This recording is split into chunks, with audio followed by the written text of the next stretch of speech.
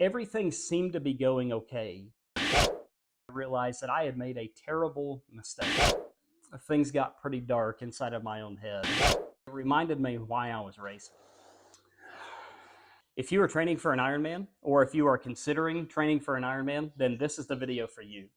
I want to tell you about my very first Ironman experience, and quite frankly, how it changed me, and what I think it could do for you if you continue to pursue your goal of becoming an Ironman. Before we get too far into it, I've just started this channel, and I would really appreciate it if you would support the channel by subscribing, leaving me a comment, liking this video, sharing it with a friend. So let's talk first about choosing the race.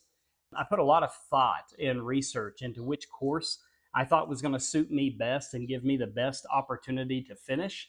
And so I chose initially Ironman Texas. Now, I really liked a lot of things about that course. I wasn't real excited about the swim, but I was looking forward to a flat and hopefully a fast bike course, as well as a great and well-supported run course. And so I had set my sights on Ironman Texas. It was within an 8 or so hour drive from my house, and so I felt like that was doable and easy travel for the family. And I really began pouring myself into training. It was a 6-month training plan. And so I fully dedicated myself to that training. And anybody who's in Ironman training, you know what that's like, to just be on that grind of a lot of hours every single week of swimming, biking, running, strength training, and maybe a little bit of rest thrown in there every once in a while. And so I was fully dedicated to that great training block of 6 months. But what I failed to tell you at the beginning is that this was in the year 2020. And so as I was getting really close to the race, just a few weeks out from that event, I received the email that so many athletes received during 2020 that they regretted to inform me that the race was going to be canceled. I was crushed. And so I began looking for other races that I could defer to, and I chose Ironman Florida. But then what that meant was I needed to train for Florida. The race for Ironman Texas was canceled near the end of March. Well, Florida wasn't until November, so I still have a big training block to do. And so really, I spent another 6 months preparing for Florida. And let's just be real about this.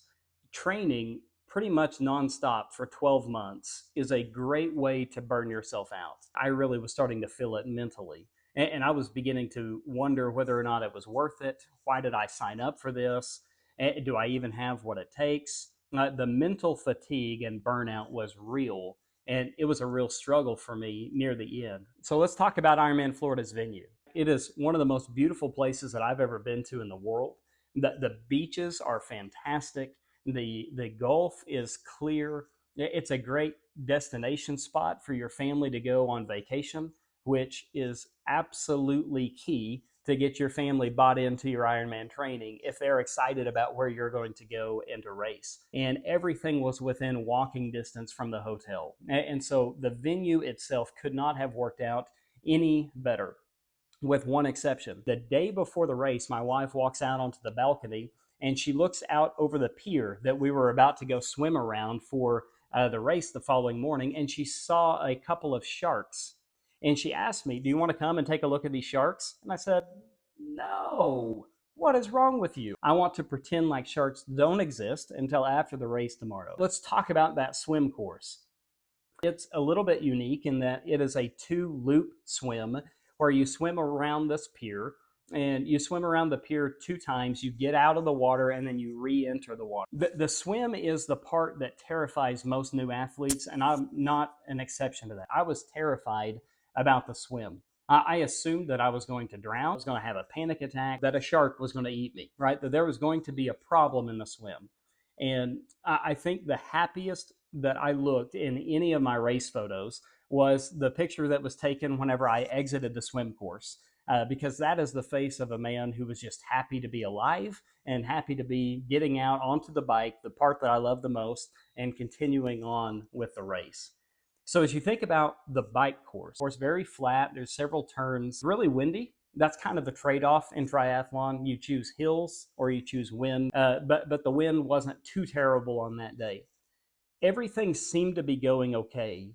until I reached around the 60-mile mark on the bike. It's where I realized that I had made a terrible mistake. You see, as you come out of the water, they have these freshwater showers that are set up that you can run under and rinse all the salt water off of you. And I don't know what I was thinking. I guess I thought I was competing for a Kona spot that day. I chose to pass on that freshwater shower, and I didn't figure that would be a big deal. And I had begun to chafe severely inside of my bike shorts, which made for a miserable rest of the day, to the point that whenever I got off of the bike, there's a picture that my wife had taken of me as I was entering transition, and you can just kind of see the thoughts running through my head as I was taking my bike back to transition. And those thoughts were, why am I doing this? And I began thinking about if I should just drop out of the race before starting the marathon because I was already in so much pain. Which brings me to the run. There's nothing special about this run. It's pretty much just it's a 2-loop out and back, and it was pretty well supported for the most part. Now, one thing that was different about my first Ironman experience in 2020 is that because of the pandemic, they had cut way down on the aid station. There was not an aid station about every mile or so, and so you had to carry a lot of your own nutrition. I made some adjustments along with everybody else who raced that day. I knew I wasn't going to have my fastest run of training because of the pain that I was experiencing because of the salt water, but I was going to do the best that I could. And I ran that first 4 miles in about a 10:30 to 11 minute per mile pace, just kind of plugging along and trying to get finished. But by the time I completed mile 4, there was no way that I was going to be able to keep up running. I was just in too much pain. And in fact, there were several moments that things got pretty dark inside of my own head. And I began to think that there is no way that I'm going to finish this race. And then something happened on the back half of that marathon. It was a moment that changed me. It was a moment that inspired me.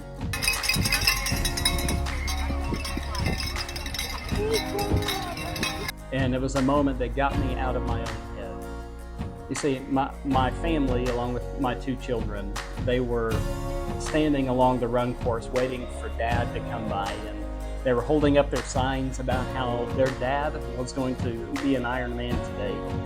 And they were cheering for me, and they were telling me that I was doing a good job. And they ran out to me on the run course, and they gave me a hug. And I'm not going to lie, right before I saw them, I had made up my mind that I couldn't finish. I was going to drop out of the race. And then once I saw them and I heard their cheers and they wrapped their arms around me, it reminded me why I was racing. It reminded me why I'd signed up for that event in the first place. It wasn't just because I wanted to achieve something incredible. I wanted to set an example. And I wanted to set an example for my kids to tell them that you finish what you start, and that you can do more than what you think that you can do. And this whole time, I'm wrestling with these thoughts in my mind of, I'm going to quit, I'm going to drop out, this is too hard. And then whenever I saw them, I remembered why I was doing it. It was exactly what I needed to make sure that I did not quit, and that I did not waste a full year of training, and that I was going to finish. And so I walked, jogged the rest of the marathon, and I came to that glorious finish line. Music was still playing, and Mike Riley was still on the microphone, that I was going to listen to him call my name and call me an Ironman. That was a dream that I had after reading his book, Finding My Voice. And I decided, when I become an Ironman, he's going to be the one to call me an Ironman. Well, as I was rounding the corner about to come to the finish chute, I heard him hand the microphone off to his coworker to announce the next few athletes while he took a break. And so I stopped. I stopped and leaned up against the fence, and I waited for him to get back on the mic for me to go down the finish chute. I didn't care about the time. I just wanted to hear Mike Riley call me an Ironman. If you are considering training for a race, training for an Ironman, if you're in the middle of training and you're wondering if it's worth it, I want to tell you that it's worth it. And I would encourage you to remember some words from Mike Riley in his book. I'm going to share a quote with you that I found to be impactful and has helped me to refocus my mind on my training. And so here's that quote. "You are an Ironman" is not an endorsement of what you did today. It is an acknowledgement of what you have become. It is the last step in a rite of passage that has changed you forever and has stamped you as special. You are no longer among those who have never known the gratification of an immensely difficult task well done. You have stepped through a doorway and joined a very special, very exclusive club, and no matter how the rest of your life goes, you will always be an Ironman. And so if you are on the journey to becoming an Ironman and you are dealing with those same thoughts and wondering, is it worth it? Why am I doing this? I'm here to tell you it's worth it. Don't stop. The journey of becoming an Ironman is something that I will always be proud of. And it's something that I hope will inspire my children to stay active and to stay healthy. And so today, I want to say that if you're on the journey of becoming an Ironman, keep grinding, hang in there, and you are going to make it. And you will be an Ironman.